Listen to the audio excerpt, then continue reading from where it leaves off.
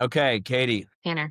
So big CX fan. You've Love. been in the CX space a long time. How does your experience at Simple Modern, how does that translate to kind of the day-to-day customer policies and tone that you guys kind of put out at Simple Modern? I mean, and how does kind of because this whole thing is going to be about AI, Yeah. right? We're talking about lots of AI fun things. Uh-huh. CN shout out, we love them.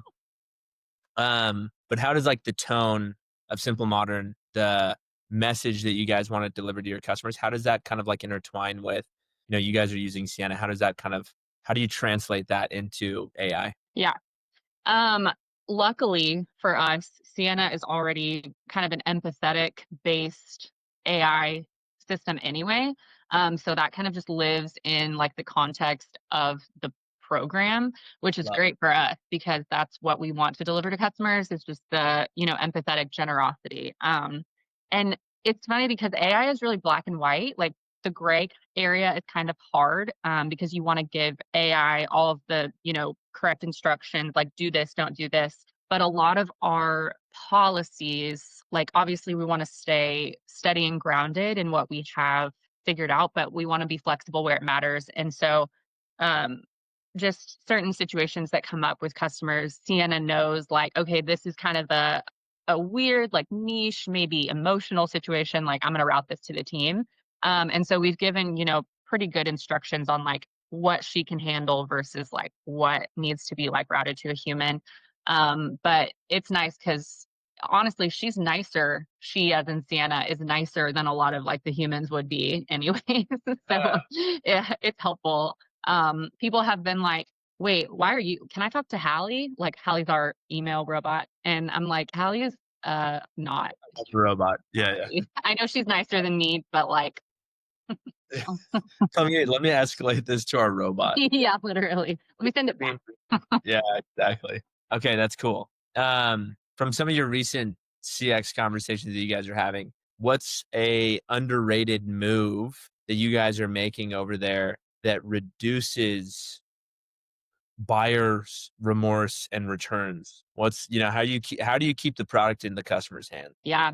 I think honestly, which I mean, we are no like expert at this, but we try really hard to be as proactive in the front end as possible so that the customer can see exactly what they're getting. A lot of, real product photography, very detailed instructions on how to use.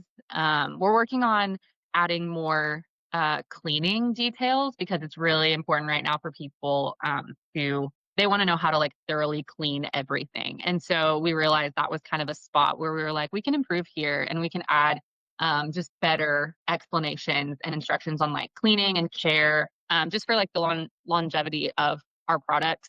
But honestly, that front end communication, and we use our chat on our website is completely AI. It's powered by Sienna. Her name is Maddie. So we have Hallie email, Maddie chat. But Maddie has, all of the like instructions and, details. So if someone just hops on really quick and they're like, hey, I want to buy this, but I'm not really sure, like, can I clean it in the dishwasher? She's like, yeah, totally. This is how you do it. And so just like that front end kind of quick communication um, is is a really positive, I think, from on that end. Yeah, so like more educational. Like, Yeah. "Hey, this we're gonna walk you through this. We want you to keep the product. Just like don't abuse the product. Yes, Do exactly. what you need to do." Like, use Gotcha. it how you're supposed to, and it'll last for you, and if it doesn't, we have a great warranty and a warranty team that helps us out. Right. That's right. Shout out OP. Shout out. That's right. Okay, so how are you guys keeping track of all your insights, so that you can go back and fix certain product defects, certain, uh, mishandling of the product, things like that? Yeah, Where do insights, how do you get them from customers? How do you kind of act on those from a CX org? yeah. A couple different ways. Obviously, like, when customers write in to our help desk, we have, the little, like, tags and, ticket fields of, like, what the issue was, what the product was, things like that. We also have that with order protection, which is really helpful. It adds, like, the SKU and the issue and the customer feedback, which is, like, really helpful for our product dev and manufacturing teams to see, like, straight up. Um, but another, like, Sienna, uh, thing that we use is called Sienna Memory, and so you can ask questions specifically, like, if you wanna see a month-long set of data or just, like, a week, but you can be as specific as you want, like, what are customers saying about the Voyager 360 lid, or the Signature Voyager lid, and so she will go through her entire database of customer, messages and say, you know, "This is what we're seeing, like, customers are saying this, a little bit I think you need to fix this." Yeah. But it also just gives, like, some good insights on, like, what customers are saying just in general. Like, are people happy? Are people not happy? So we kind of we're trying to be a little bit more proactive about, like, doing those, reports often so that we can see exactly what's going on. But those types of things are really helpful. But customers give us, like, really good feedback, and it can be the most random things that we haven't even noticed on our team. Yeah. Something about the website, and they're like, "Oh, hey, this happened," and we're like, "Oh my gosh, thank you." Like, "We'll fix that right now," you know? And so That's it actually is, nice. like, really helpful. What about when customers leave, a negative review? How do you guys, like, Mm, mhm. 'cause It there's does always gonna be happen. you get them too, Yeah, right? yeah, Like, "Oh, you didn't resolve this, the way I wanted it resolved." right. How do you go back and kinda, like, reconcile or try and salvage that relationship with the customer? Yeah, that's a good question. Well, first of all, when we go through our review platform, we publish the reviews that are true and, like, make sense and matter. So, you know, if a lid breaks and they wanna show that to the other people, we publish that because it's like, that's true and that, you know, happens. What we don't always publish and what we more respond to privately is, like, just those silly kind of, um I don't know, more nuanced, like, issues, like, Yeah. "Oh, I just you didn't respond fast enough," or "You blah, blah, blah," like, stuff like that. Mm.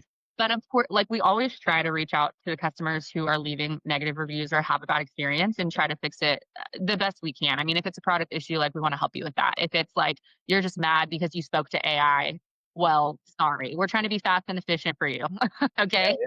We need some help So, here. Yeah. yeah, it's like it just kinda depends on their issue, but, like, we try to go back as much as possible to, like, fix their problems. Yeah.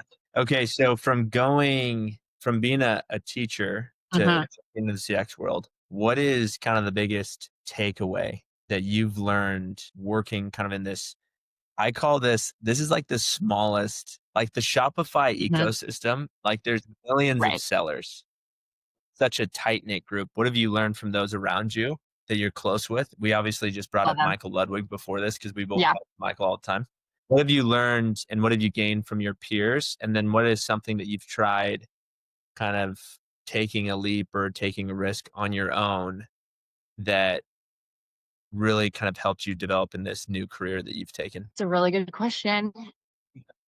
The peer one first and then go to Okay. the personal one. So coming from teaching, I obviously, had to have a lot of patience. It was second graders, 7-year-olds.